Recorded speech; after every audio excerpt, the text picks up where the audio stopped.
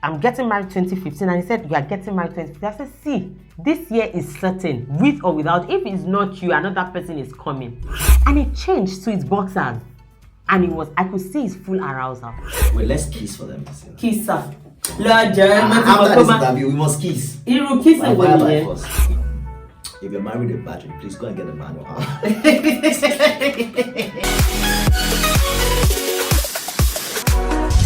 Hello and welcome. It's the E.B.U.N show. Hobby and I had an episode last week and it's been the bomb of the season. I'm so excited. As in, you people love gist, like comments everywhere. And I got lots of messages asking for the part 2. In fact, it got to a point I started thinking, maybe I should collect ticket too. Before I show part 2, I should go and premiere it in the cinema.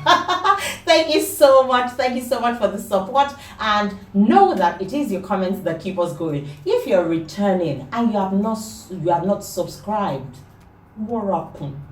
What do you want me to do? I'll do anything for you.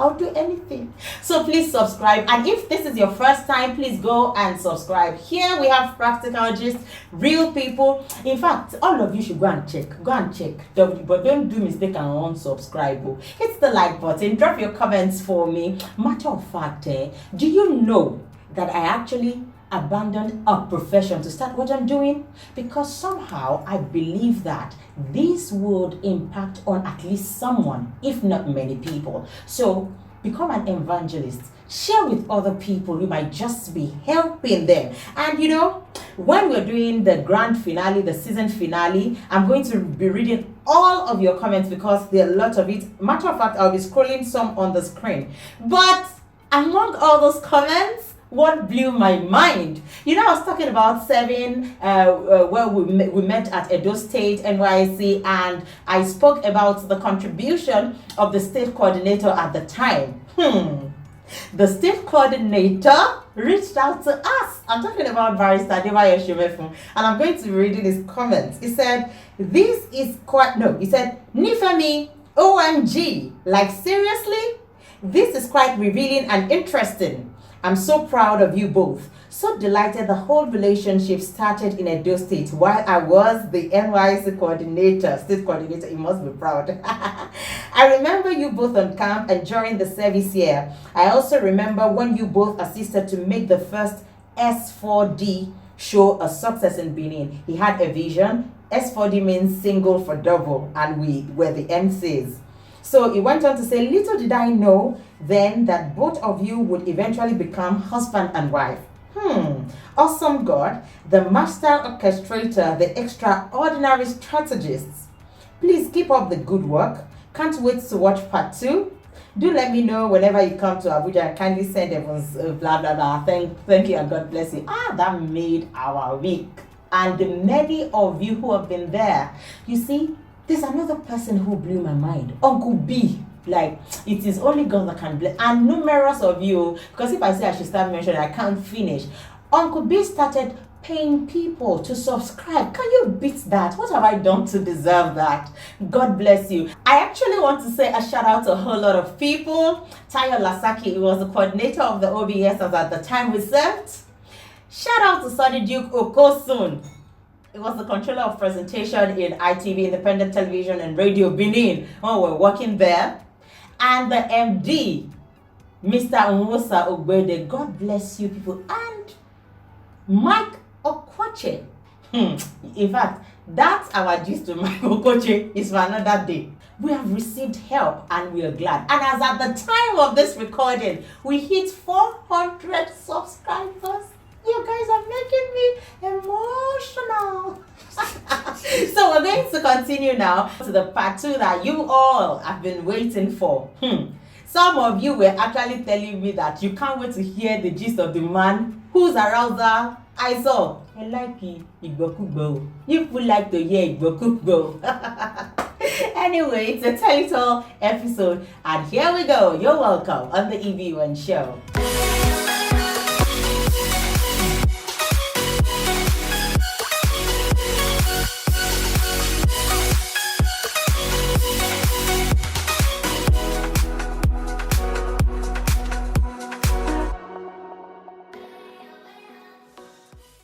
So eventually I left Benin. I left Benin before you. Yeah, you did. I got this job in Lagos. And then, you know, I think we ladies are the first gender who ask, so what next? Yeah. So I was asking, I think I wasn't desperate about it, but I just wanted to be sure what we were doing, and it wasn't coming forth. And in my own book, there was a book I had, the qualities I wanted in a man. I wrote it. So after a while, and I saw that this guy, I just wrote the year I was going to marry. So he saw it then and he said, you wrote down the year you're going to marry. I said, with or without you? He did. At first, I'm sure it must have been a shocker. At that point, I had gotten to a place where I knew that, well, at this point, I can't take my religious belief out of my life. I'm a Christian and I believe in the potency of the power of God to make things happen when you have told him. So I wrote down my year. I think I wrote down 2015? Yes, now. I can remember. I wrote 2015. I'm getting married 2015, and he said, you are getting married 2015. I said, see, this year is certain, with or without. If it's not you, another person is coming. No, I think you wrote down 2014 because it happened the year afterwards. 2015. Okay, was it 2014 I wrote? I think so. So, and I came to Lagos. So when the guy comes, I'm like, well, I'm busy. He knew that this babe was going out of his hand. Okay, so in your mind, that was your strategy. Which dirty strategy? I was actually going. She was forming as if she was going, but she was actually coming. Which coming? By the way, the thing is, I think that the lesson there is that you would sometime, because I've seen a lot of movies where I see ladies waiting endlessly for the man to pop the big question. I think that at some point, if you are growing the relationship the way it should grow, and if both of you are friends, these are things that you should talk about. I think it's the Western culture of somebody kneeling down and say, will you marry? No, let's get to proposal. No, yes, it's a West. But you never proposed to. The point I'm trying to make is, no, we're going together. The point I'm trying to make is that if you're with someone now, you should know whether that person is going to marry you or not. So what's for me? I know that there are different definitions of relationship in the world presently, but for me, if it's not marriage, what are we doing? At that point when I met you, you saw that I wasn't even ready to go in a relationship. You remembered because I said I just had a relationship. And you were saying something about Michael Bublé that you want to play for me to serenade me. You were not ready for a relationship, but then you met this irresistible guy, and then you could not, Anyways, the point there is that that sounds like leave the point. He has rubbed off on you. But here's the thing. So there are two people in a relationship. It doesn't really matter who catches the vision. Somebody catches the vision for where that relationship is going to. And if the other party is not catching the vision with you, just carry your bag and go, because these endless years of I will make him. If your visions are not at par, leave. So I think that I had gotten to that point where I felt if he wasn't ready for marriage, I wasn't going to be the one to force him to. I wasn't going to force anybody to marry me. You have to marry me because you feel you should and you are sure about it. I need to say this one. Let's talk about our proposal now. Hold on, I need to say this one because there's someone watching right now. One of the things that hold people bound in a single relationship is the perception that there is only one person meant for you to marry. Now that's the biggest lie from the pit of hell. There's a scripture that talks about a prophet. Our pastor today. Who told God that I'm the only one left to, and God said, keep quiet. There are about 7,000 others who have not bowed their heads to God. Another thing that I walked by was it can only get better. Like let me even come out. I had 7 relationships before I met my husband. Yes, 7 relationships. And another thing I want to point out is you can actually be in a relationship without having sex, because our world has watered it down to like sex is now a normal thing. You should be able to have sex. I'm not saying I'm a saint, so I kissed, I smooshed, which were all wrong because I wasn't even bold to tell my mom that this was what I was doing. Do you understand? But I'm saying that you can be, just in case you are there and you are always shy of keeping your dignity, is nothing to be shy about. It is still valid. So I had 7 relationships before I met my husband, and I'd always told myself that it can only get better. I won't get anything less than what I just left. So like he said, if someone is breaking, he foots your bill, he does this, he does that, doesn't mean you will not get somebody, no matter how good the person is.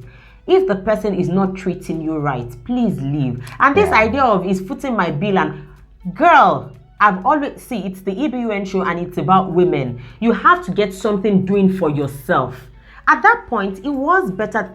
He's even still a better broadcaster than I am. I like to believe that way.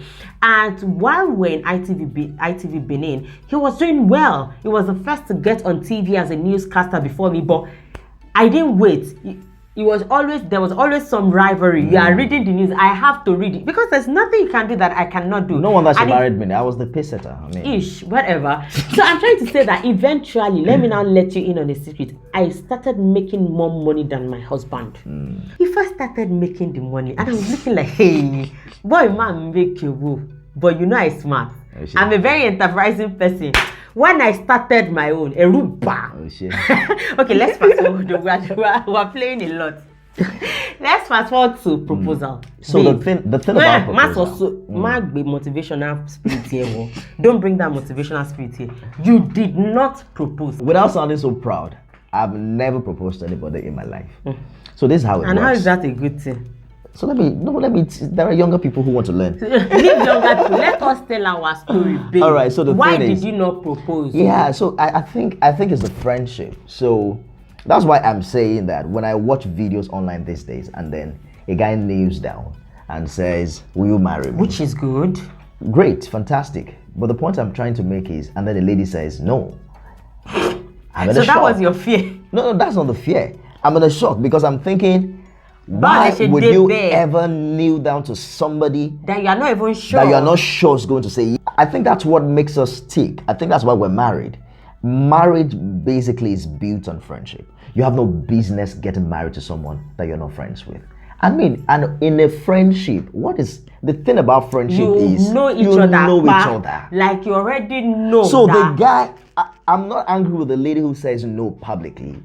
I'm mad with the guy who goes on the news who did not. That means you are not even ripe for a marriage if you cannot tell that the person you're with is not at that point where she wants to marry you. And there are two parts to the story. There's a point where the lady wants to marry you, but she doesn't feel that the time is right. Friendship reveals these things. Friendship, I mean, you talked about sharing your vision of when you wanted to get married with me. It's because we're friends.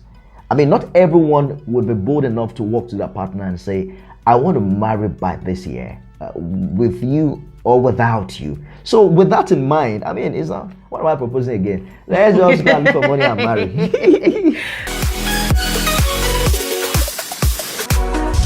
So I remember that I just kept calling me my wife.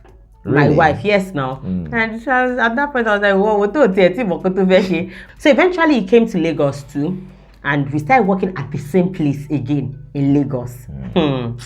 But something happened though. See, the fact that you're at that point where you are sure that you want to marry does not mean temptation will not be there. So the owner of the TV station where I was working, was going to molest himself and his daughter, not me. Wow, and you didn't tell me this was a tell-it-all interview. Let me not call him Olori Buruku somebody. No, don't call him that. Okay, I should not call him Olori Buruku. So this was what happened. I came to Lagos and I was staying with my elder sister, Anstayo. So he never told me anything, but I saw that there was just this behavior. If you're a very observant person, you know that the way this guy is behaving to you is quite different from the way, I think you were even still in Benin, but they were already talking to you to come to Lagos because they saw some of your clips. And but my sister said until he opens his mouth to say something, do not, maybe he just likes you. So I said okay, but I wasn't comfortable. There was just something about him when he passes by me, the kind of comments. He never said anything lewd, but the way he looks at me, you will know. But I just said, my sister said, okay, if he has not said it, then let me not judge him by it. So it started from where our work started requiring that some of us will have to travel. That's right. So he asked all of us to get our passport. So that day there was a general meeting and he was asking everybody, do you have your passport? And he got to me and said, and I was like, I don't have. And said, even you? And I was like, well, which one is even you among everybody? So eventually he said, go and get your passport, and I did. So after getting my passport, you were going to get an award, in the Governor's Award in Benin for Best Broadcaster or something. So I had already told my 2 bosses ahead of me that I will be traveling to Benin. And I had actually done my duty for the week, and the last one I already swapped. Okay. So I did the person's job in the morning, and the person was supposed to come take over in the afternoon. But something funny happened, and so my bosses were insisting that I had to go and tell the MD. And I'm like, how? He had no business knowing about this. Everything has been said. The Sha insisted. Okay. So I went to his office that day and I said that I was traveling to Benin, and he said, what's happening in Benin? And I said, my fiancé is getting an award and I just wanted to be there, and I'm done with my work for the week. And he said, okay, what's this your boy? Isha asked questions and I told him, and as I was leaving his door, he now said, just tell that your fiancé that he has a rival in your boss. Oh shit. Wait to see the guy is a rich guy. He looks good. He owns the TV station. And really, I had a bit of admiration for him because he was a young guy. I think he was about 35 then, and he had a TV station already. So I was like, for someone to be this young, that was the admiration I had towards him. So later, as I went outside the door, he now called me back. I now came back. What is it again? He now said, and you have been working hard though. And I've been planning this trip outside the country so that you disvirgin your passport. Even the choice of word, like, why would you say, see, it's not good to be an Olokujukoko with somebody. Then I'd not traveled out of the shores of this country. But it didn't freak me. Because see, if you have a good future and you're working towards it, certain things, you might not even have them, but they won't freak you. So I just looked over my shoulder and said, there are better days ahead. Like, so all the while I've been working, you didn't know you wanted to take me to travel out. It is now that I'm now saying I want to go and get an award with my fiancé.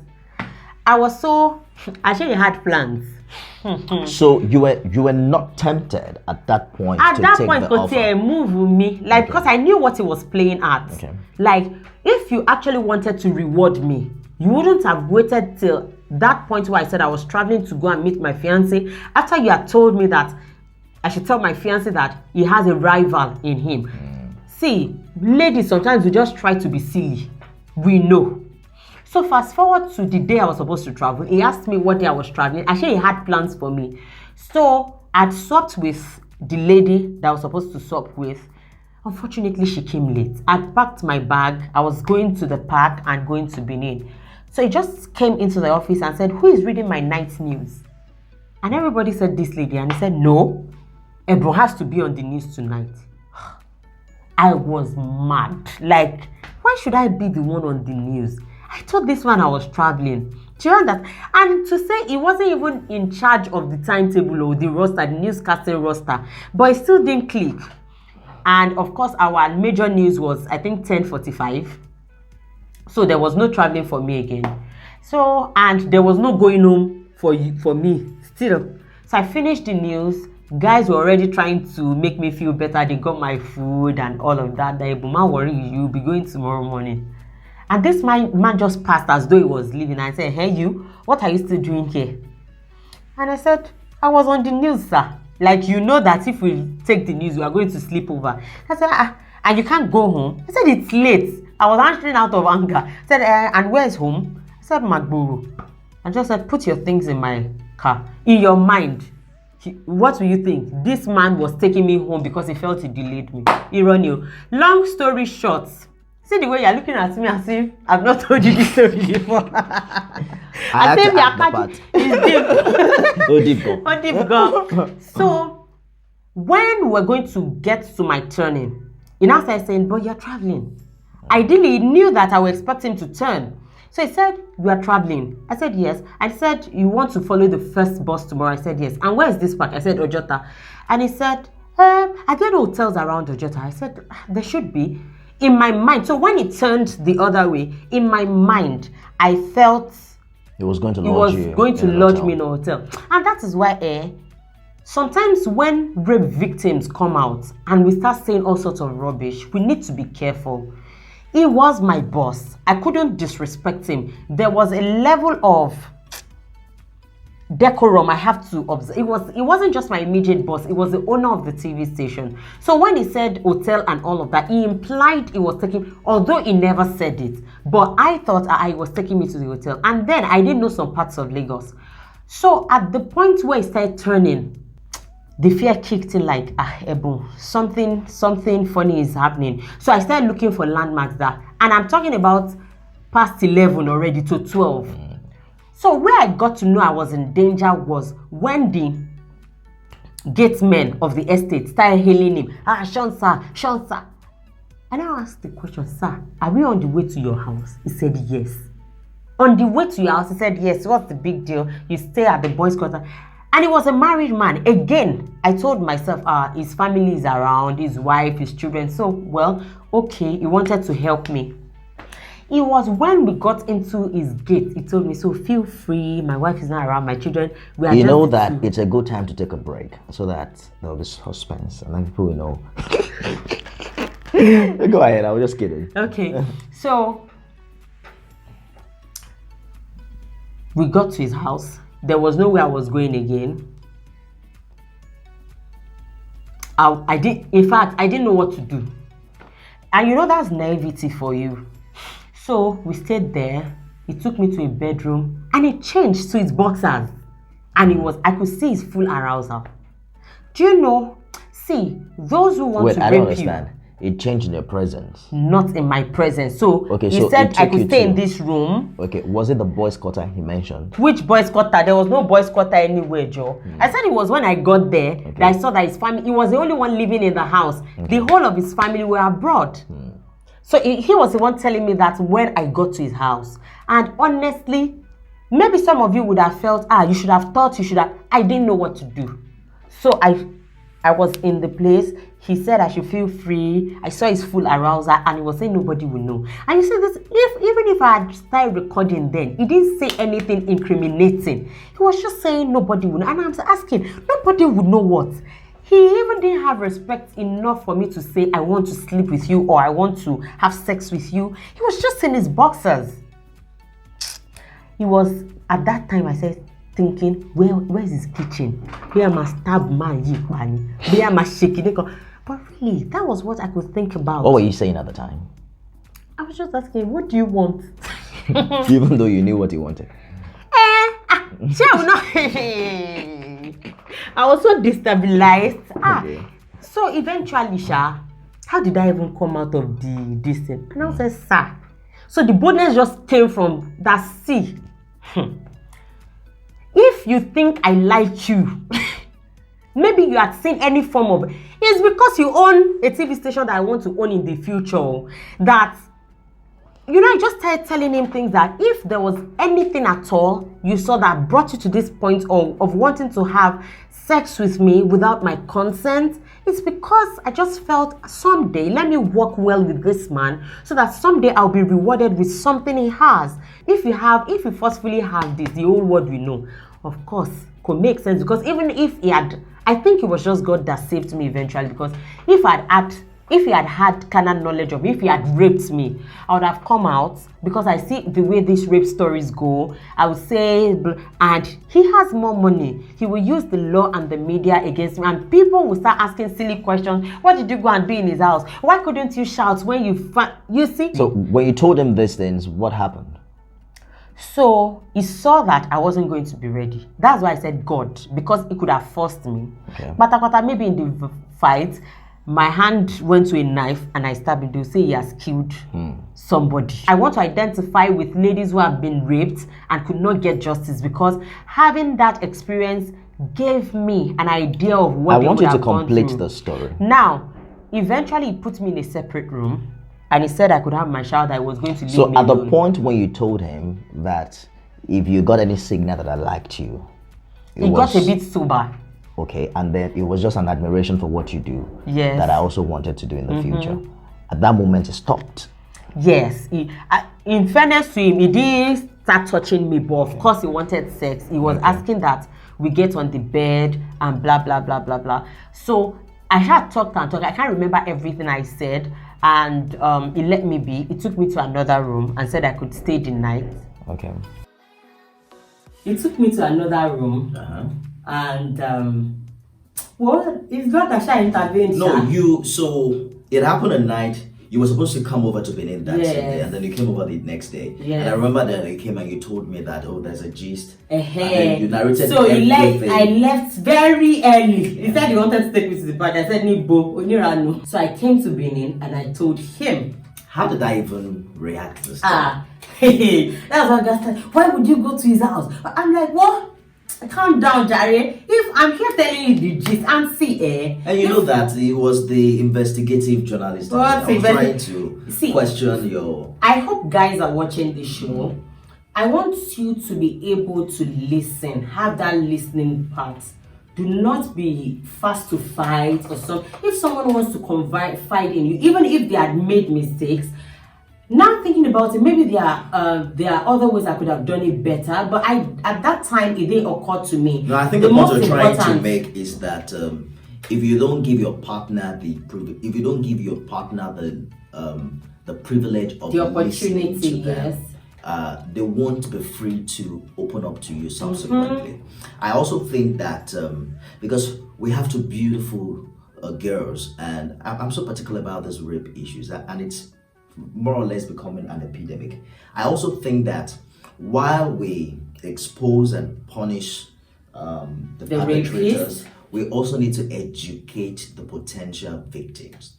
For instance, we should now assume, I think that every woman should assume that every man is a potential rapist. Do not trust anybody too much. So I told this gentleman, and he was like, but later it calmed down. And you know what? We still both came back to work for this man. Yeah, we did. How was it like when you see that man? You doesn't feel like you slap the man. You know, I'm a gentleman after all. I guess what? The man still said I should not tell him. So in his head, he thought I did not tell him. Yeah. But I've always known, and I worked with him. I think that every woman should create a structure around them. Well, there are people who will violently rape, and God forbid that anybody become a victim of that. But I'm saying that we live in an age now where you hear these stories more often. So I'm trying to say that it's important that women learn from these stories and not, unknowingly lead themselves on to be slaughtered. Oh, deep. She's so weird. Okay, babe, let's move on. I'm talking about now your working relationship with this man after knowing what he was going to do to your fiance. Yeah. Of course, after that, the man didn't stop because he felt we had a secret that you didn't know about. But it was a foolish one because we knew. It would have been more difficult for me if I learned of this somewhere else. But because you opened up to me and then so it wasn't pretty much of, because in my mind I'm like, you could have slept with him and not let me know about it. He could have even raped you, God forbid, and then you kept quiet about it. But at that point, it was now we were together against him. It was two of us in it together, and then he was on it. So we kept working with him, and then at some point, unfortunately, he had not paid us for like 6 months, and we were getting married. And so, God, we suffered. And so we went to him and said that we're getting married, and we understand that companies have their own policies. That it's either both of us leave or one person leaves. I'm sure somebody is itching. What does that mean?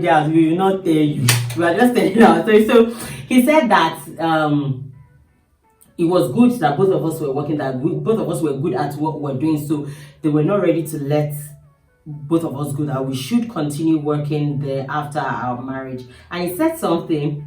He was saying that she's a good girl, though. Yeah, and then I think he was preaching to me that I should take good care of her.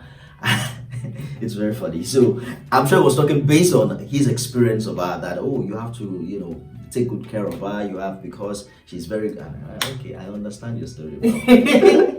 So we're getting married, being broke as that's another story entirely. So we're working in the same place. We're not paid. And 6 months. We had not been paid for 6 months, and then Each, we needed 6 months salary is 6 months salary. we needed to get married, and we just had to look up to God.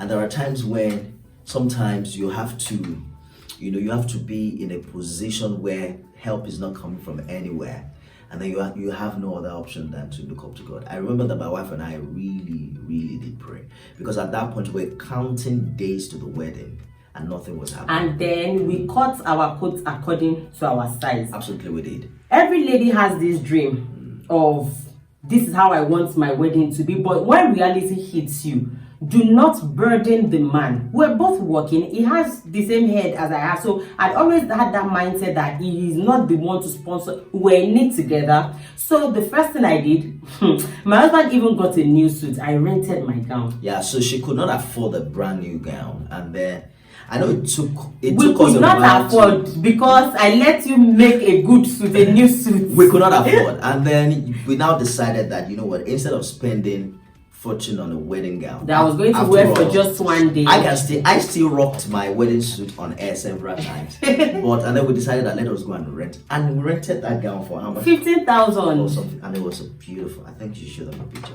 It was really beautiful. It was a beautiful, But yeah. shout out to Ebunlomo, because not every bride, would agree to have used a 15K rented gown on our wedding. Yeah, that's me. And That's of course, me. she wasn't really this happy at the beginning. It took some convincing to change her mind. Shade the wedding gown. Yes, now. And now I was looking for at least maybe like 30K, 35,000 naira K gown, but there was a type I wanted, and it was above our budget.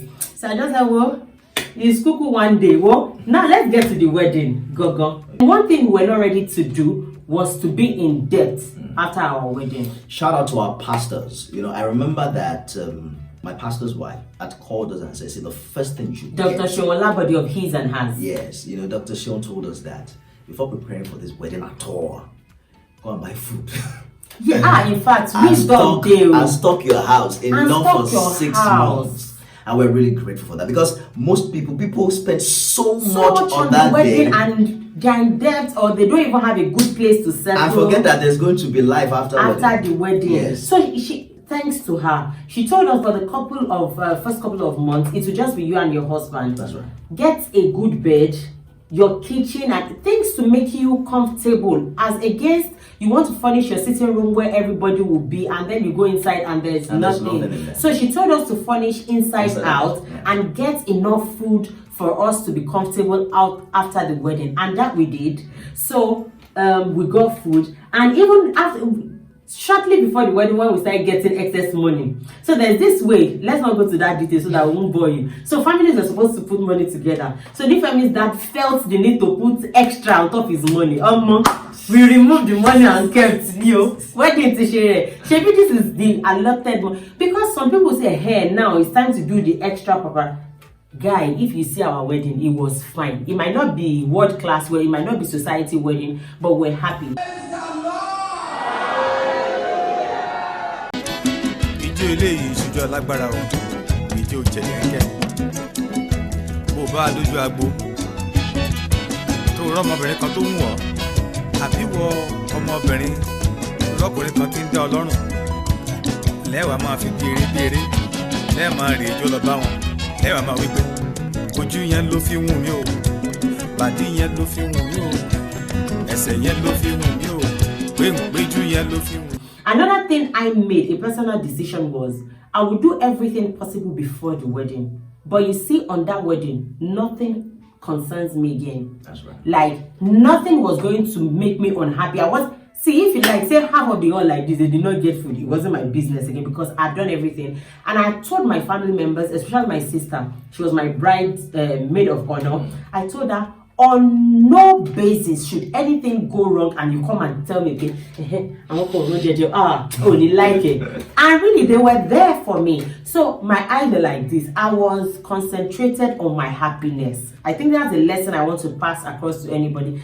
In fact, and it worked for me. My gown ripped. Yeah. I was going to change into my second dress, and the zip just gave way. In fact, at that point, I know spirit how was high. I know how Ebunlomo gets with, our dress and all of that. But that day she was just fantastic. She was in high spirit, and then they had to bring a needle and a thread to stitch my clothes. And she was all gay and beautiful. The thing there is also to, sometimes I go to people's weddings and the weddings don't look like it's about the couple. It's like it's about every other person. Except the couple. And I think people put in too much, I think just be happy. Just be happy. You won't have a second wedding. Be happy. I mean, enjoy yourself. People get so consumed about organizing that program on that very day, and then you see the wife is frowning, the husband is sweating, they are both tired, they are angry, they are fighting. I don't think you should see. It's as simple as, what's the budget for this wedding?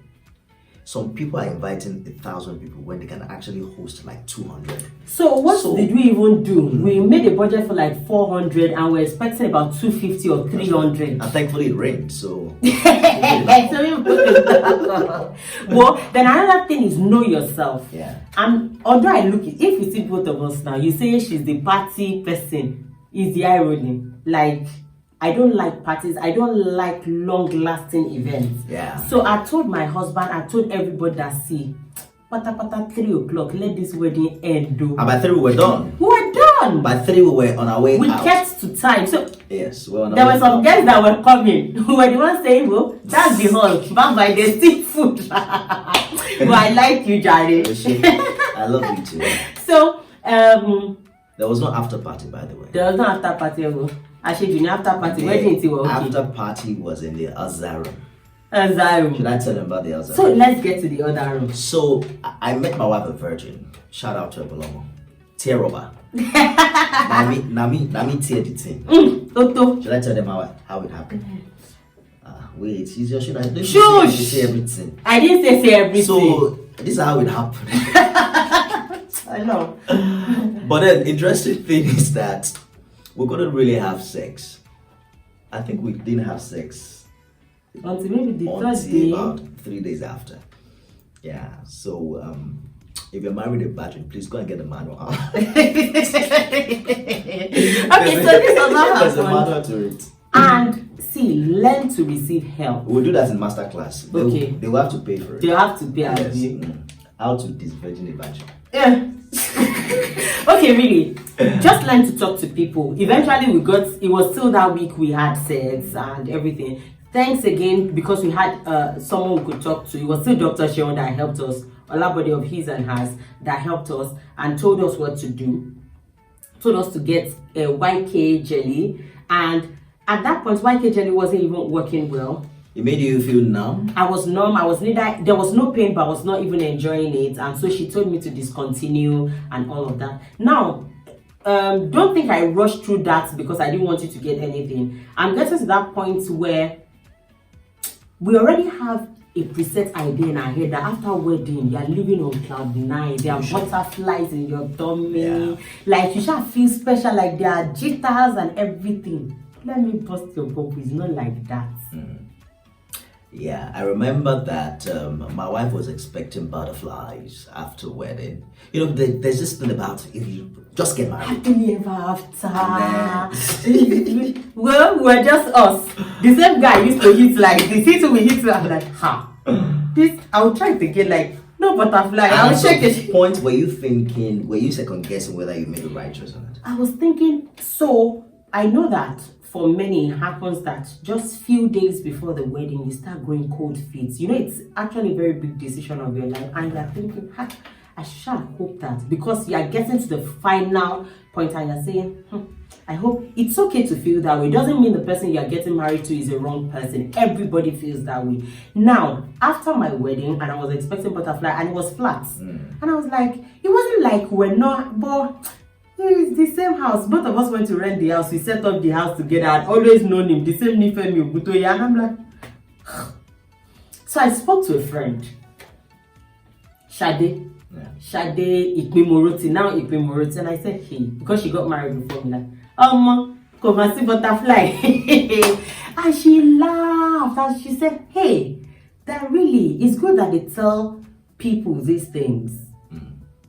that she too didn't feel it as she was expecting it. Matter of fact, we were both thinking we married wrong. Like, these guys are not even giving us.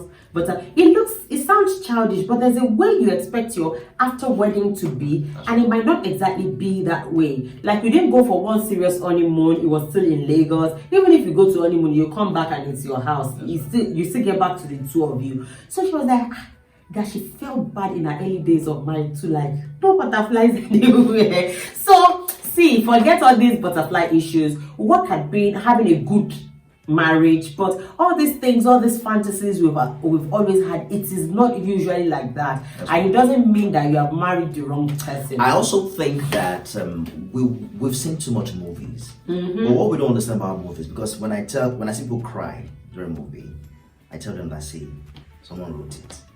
It was intentional so that you can feel that way. But a lot of work went into making it so amazing and so beautiful that it got you teary. And I think it is the work part that people don't pay attention to. People watch videos like this and like, oh, I want a guy, I want a girl who loves me this way. No, but it takes a lot of work. I mean, she hasn't been this amazing. I mean, I haven't been this fantastic. But we're both committed to doing the dirty works. And then after we have made everything good, we now sit on the chair and enjoy the moment. Well, you people did not pay for this ticket of this life to attend. Let us round it up. There are actually a lot, yes, now, like giving birth. I think we can't exhaust. We can't exhaust it in a day. So there will be another time where we talk about married life after marriage. Yeah. Thank you for enjoying our story. Don't thank me for coming. Thank you for coming. You've always been wonderful. And he's been a wonderful guy. He's been the one making it behind the camera for the episodes. This one, we just put the camera on auto. So we pray that it goes all way. It's recording. Because the cameraman is on the seat today. Thank you so much for joining us on this episode of the E.B.U.N show. I hope and I look forward to another time with you. I hope you actually gained a lot from sharing our own experience. We just strongly believe that there might be someone out there who has not gotten married and is expecting too much, who would have learned from this, or someone who has gotten married and feels it didn't go the way every other person's marriage or wedding went. Maybe I didn't have the best. See, you'll be surprised. Now we've shared our story, so you can no goose pimples, nothing, but we are enjoying our marriage. So please calm down, cut your coat according to your size, and enjoy being with the person. Enjoy your friendship. I leave you with these words. Hope to see you next time. Bye. Like, share, subscribe. Yes, so like, share, subscribe. Wait, let's kiss for them. Kiss up. Lord John, after this interview, we must kiss. You will kiss him Why because it's rated 18. The show is not rated 18. Which kind of kiss we now? Real sensual, close. Collegiate sensual. It's fake Wait. now. Not fake. Odini. Kilo she. If I married you, you feel like you like sex a lot. I don't know. It's in the lipstick. Wait, calm down. Lipstick is in your mouth. What's in the relax show? Kilo she. The show will be Oh. Let's do our